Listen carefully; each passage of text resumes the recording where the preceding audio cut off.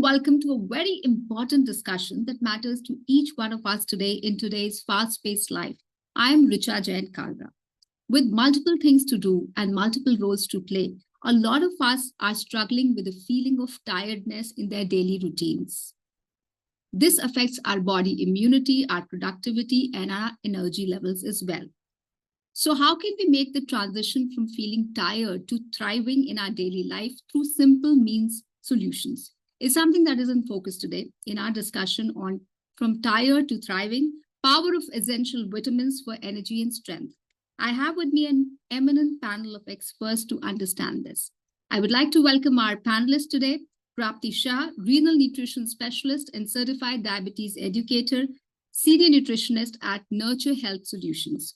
We also have with us Shweta Bhatnagar, HOD, Nutrition and Dietetics, Health and Care Segment, Sodexo India Private Limited. And Vinita Mehta, Senior Consultant Dietitian and Certified Diabetes Educator, 𝗗𝗶𝗀𝗃𝗃𝗃 Multi-Speciality Diet and Health Clinic at Nagpur. A very warm welcome to all our panelists. Thank you for being with us. So I'd like to start with Prapti. Prapti, how common is low energy or fatigue in today's fast-paced lifestyle? Well, fatigue has become a widespread complaint across all age groups due to modern lifestyle pressures. High level of stress, irregular work schedules, and digital distractions significantly contribute to this complaint. Poor dietary habits and sleep deprivation further exacerbate this problem. Right. So Shweta, coming to you next, what are some of the primary causes of chronic fatigue today in individuals? So, Richa, there is no, one factor behind it. There are multiple factors behind the chronic fatigue these days. As very correctly Prapti also said, there is a poor diet, lack of sleep, anxiety. Even some of the medical factors are also behind it, like anemia, diabetes, and even the hypothyroid and depression is also a couple of factors behind the chronic fatigue. So I want to bring Vinita Mehta into the discussion. Vinita, how do vitamin B6 and nicotinamide contribute to energy production in your opinion? Okay, so in the view of energy production, these micronutrients plays a very significant role. They work as a facilitator and as a fuel converter. So basically vitamin B6 helps to break down protein, fats, and carbohydrates for usable energy. And it also supports neurotransmitter synthesis, which helps to promote brain health and reduce fatigue and weakness. At the same time, this neurotransmitter role, this produced molecule nicotinamide adenine dinucleotide. It's a coenzyme that plays a key role in energy production in our body, DNA repair, and overall cellular function. So yes, without these vitamins, our body wouldn't be able to produce energy efficiently, and which can make us feel tired and weak.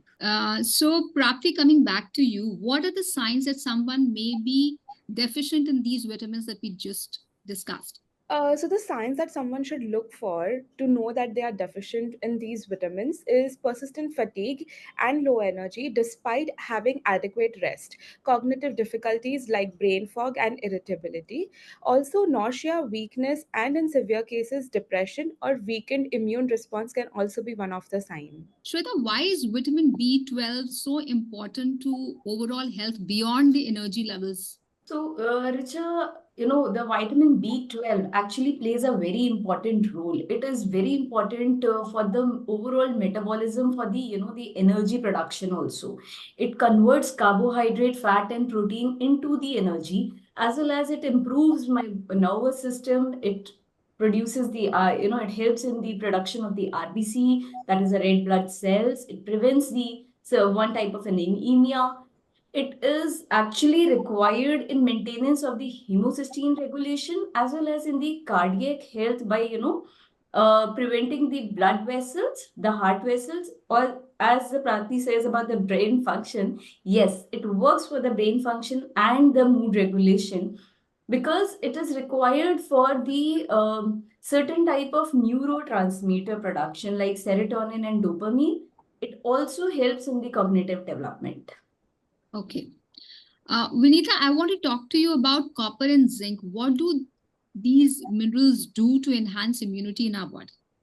Yes, Rucha, as we all know, in our body, the immune system protects us from the infection, and these two important minerals play important role in the defense mechanism. So zinc is like a guard that helps create and activate immune cells. At the same time, it helps wound healing and reduce inflammation. And copper helps in making white blood cells, which are the which act as like a soldiers of our immune system. It also fights with harmful germs and keep our immune response strong. So we need the right amount of both for a strong immunity system. And how can deficiencies in these minerals like copper and zinc affect our body's immune defense? Prapti, if you can throw some light on that. Sure. So as Vinita said, the white blood cell function of it. So if that is impaired, naturally it impairs immune function, leading to frequent infections. So this is what the deficiency of copper and zinc can cause. Other things that it can lead to is delayed wound healing, and which will increase the oxidative damage. Potential development of inflammatory conditions can also be one of the reasons. I also want to talk about vitamin D, which is also called the sunshine vitamin. Why is it called the sunshine vitamin, and what role does it play in our bone health? Shweta, to you. As the name says itself, the sunshine vitamin. So it actually, we get it through the sunlight, and actually our skin helps in producing the vitamin D. And you know what? We get it only through the sunshine. So hence the sun exposure is something which is really required. And somewhere around morning 10 a.m. to around 4 o'clock, we would normally suggest that, the one should have a sun exposure. You talk about the role of sunshine vitamin or a vitamin D. So it has multiple roles. It regulates the calcium, which definitely works for my bones. It improves the bone mineralization. As we discussed earlier about the fatigue, it also improves the mood and the fatigue as well. Right. Beyond the bone health, Vinita, what is the role of vitamin D in our cardiovascular health? What cardiovascular benefits can we derive out of it?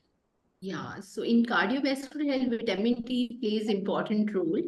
Mainly, vitamin D helps to regulate blood pressure by angiotensin mechanism, and it's supporting healthy blood vessels. It also helps to control calcium levels in the blood. So, high calcium buildups in arteries can lead to blockage, increasing the risk of heart attacks. And this vitamin D also supports into the immune system and reduce chronic inflammation, which link to heart diseases. So there are many studies suggest that people with low vitamin D levels have higher risk of cardiovascular diseases. So vitamin D plays important role. And how prevalent is the deficiency of vitamin D in our population today, Prapti? So, as Shweta said, that it is a sunshine vitamin. So, naturally, if there is limited sun exposure, it will lead to vitamin D deficiency. Also, excessive sunscreen use can block the sun, the sun to the body, and that can also limit the sun exposure, which eventually leads to vitamin D deficiency. Apart from that, other prevalent reasons because of which we can end up with vitamin D deficiencies are urban lifestyle, indoor work environments, which contribute significantly, and also poor dietary intake, especially in regions with low fortified food availability, will contribute to it. So, how can a single supplement containing all these vitamins and minerals be beneficial, Shweta? So, you know what? The single supplement these days, we call it actually a multivitamin supplements, and they actually, the simplifies our daily requirement, and they help us in the maintenance of the nutrition needs. They fill the gap of my nutrition gap. They boost the energy, and especially during our lifestyle these days, in the metro cities where we do not have time to eat properly or regular breaks for the food. We tend to have more of junk, or probably only the tea and coffee instead of the regular meals. It is really important to have supplements on a daily basis to maintain and to maintain the nutrition requirement, as it boosts not only the energy, it supports the immune function. It will help me in reducing the stress levels. And it is, I would suggest, it is not only meant for the, during the pregnancy phase or during the lactating phase when we really become cautious in having it, but on a regular basis also, all busy professional like you and me should be having the supplements on a daily basis. Vinita, last question to you. Even if one is having a balanced diet, is it necessary to take multivitamins for filling the gap? What is your opinion? It's a very good question, Rucha.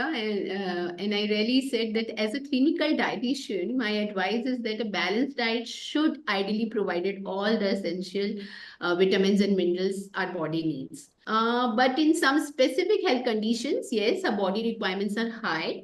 And like pregnancy, older age, body deficiencies, we need supplementation. And as Shweta said, that it's a fast-paced lifestyle. Many people have dietary gaps, or due to processed food, busy schedules, or specific dietary restrictions, we can add. Like, for example, vegetarians are very much in deficient with vitamin B12. So we can add on. But yes, balanced diet is very important. Right. So in conclusion, I would like to say that a very informative discussion. We explored how essential vitamins and minerals play a crucial role in boosting our energy levels, supporting a strong immune system, and maintaining healthy bones and a healthy heart. Hope you found it informative and got some key takeaways for boosting health. And a big thanks to all our esteemed panelists for sharing their time with us. We really appreciate your participation. Thank you so much.